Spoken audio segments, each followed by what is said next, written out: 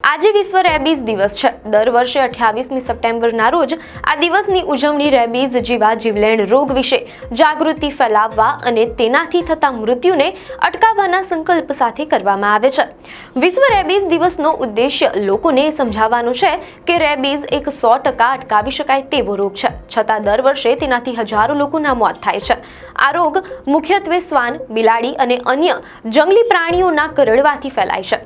ભારતમાં રેબીઝના મોટા ભાગના કેસ શ્વાનના કરડવાથી થાય છે।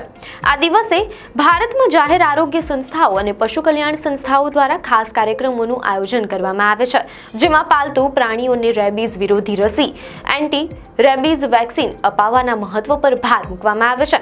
જો કોઈ વ્યક્તિને શંકાસ્પદ પ્રાણી કરડે તો તાત્કાલિક ડોક્ટરની સલાહ લેવી અને રસીનો કોર્સ પૂર્ણ કરવો અનિવાર્ય છે। આવી જ ન્યૂઝ અપડેટ માટે ધ લોકસત્તા પેજને ફોલો કરો।